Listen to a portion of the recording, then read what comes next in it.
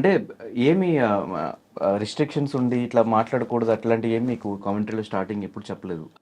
అంతగా ఏమి ఉండవు. చెప్పాను కదా! అన్నెసెసరీగా లైక్ రీజనల్ బయాస్ మీద వెళ్ళకూడదు. లేకపోతే కాస్ట్ స్లర్స్ ఏం వాడకూడదు. Anything which is controversial in terms of case వేయొచ్చు అలాంటివి ఏమన్నా అయిపోతే బూతులు మాడకూడదు ఆబ్వియస్లీ. కొన్ని కొన్ని పదాలు ఉంటాయి అవి వాడకూడదు. రిలీజన్ గురించి మాట్లాడకూడదు. ఇలాంటివి ఉంటాయి బేసిక్ గైడ్లైన్స్ అవి. అది ఎక్కడున్నా సరే ఇప్పుడు మనం ఇంటర్వ్యూ చేస్తున్నా కూడా మీరు ఆబ్వియస్లీ ఒక నార్మల్ తెలుగులో మాట్లాడతారు. మనం ఇది ఆఫ్ కెమెరా వేరేగా మాడుకోవచ్చు మన ఫ్రెండ్స్ అయితే. అవి ఇక్కడ మాడడంగా అలాంటిది అది కూడా. ఓకే. మీరు కమెంటరీలో స్టార్ట్ చేసినప్పుడు మీ జర్నీ ఎలా స్టార్ట్ అయింది అసలు? ఇప్పటివరకు ఎలా కంటిన్యూ అవుతూ వచ్చింది? ఎట్లా స్టార్ట్ అయింది అంటే 2018లో మొదలైంది. దానికి కారణం నేను ఒక పార్ట్ టైం ఆర్జేగా చేసేవాడిని రెయిన్బో ఎఫ్ఎంలో 101.9. అక్కడ ఒక 5 ఏళ్ళు చేశా. ఫ్లో చూస్తున్న అర్థమవుతుంది ఆర్జే అయి ఉంటారని. అంటే ఐటీ జాబ్ చేస్తూ అది కూడా చేసేవాడిని. అక్కడ ఒక ఫ్రెండ్ తెలుసు, శ్రీనివాస్ అనే అబ్బాయి.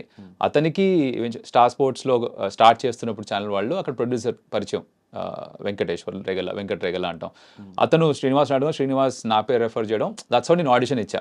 అలా స్టార్ట్ అయింది జర్నీ అలా స్టార్ట్ అయింది. ఫస్ట్ సీజన్ చేశాను. దాని తర్వాత 2019లో వాళ్ళు ఫుల్ ఫ్లెజ్గా ఛానల్ స్టార్ట్ చేసినప్పుడు వచ్చి జాయిన్ అవుతావా అన్నారు. అంటే వాళ్ళ రోల్స్లో కాదు, కాంట్రాక్ట్ ఇస్తాం కానీ ఫుల్ టైం చేస్తావు అని అడిగారు.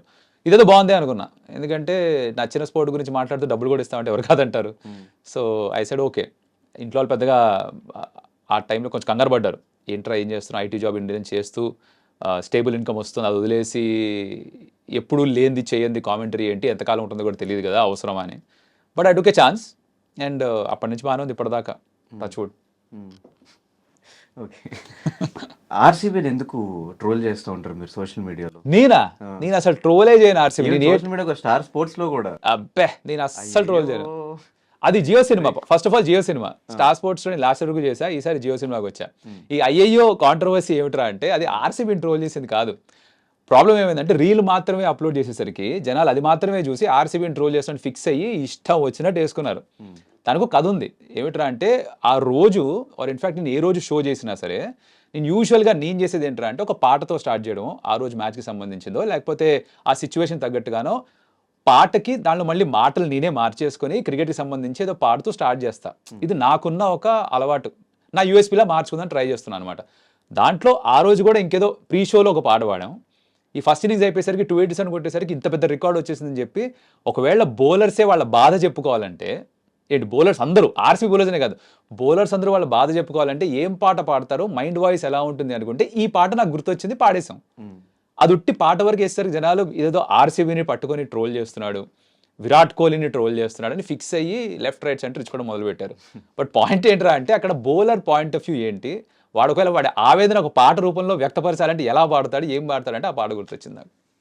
అది ఆర్సీబీ ఒకటేనే కాదు, మెయిన్ క్రికెట్లో జరుగుతున్న ఆ మ్యాచ్ జరిగిన థింగ్స్లో ఏది హైలైట్స్ జరుగుతున్నాయో ఆ హైలైట్స్ అంతా ఒక కామెడీ స్క్రిప్ట్ రూపంలో మీరు వీడియోస్ చేస్తుంటారు ఇన్స్టాగ్రామ్లో.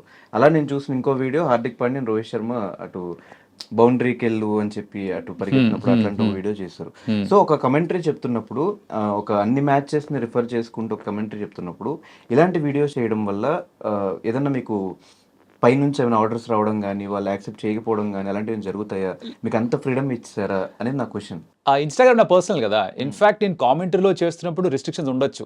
అంటే ఒక పర్టికులర్ టీం గురించి ఎక్కువ చెప్పాలనో, లేకపోతే ఈ పర్టికులర్ టాపిక్ గురించి మాట్లాడొద్దనో బహుశా చెప్పొచ్చు ఛానల్ వాళ్ళు. ఇన్స్టాగ్రామ్ నాకు ఎవరు చెప్పేవాళ్ళు లేరు. అది నేను సెన్సర్ చేసుకునేదే.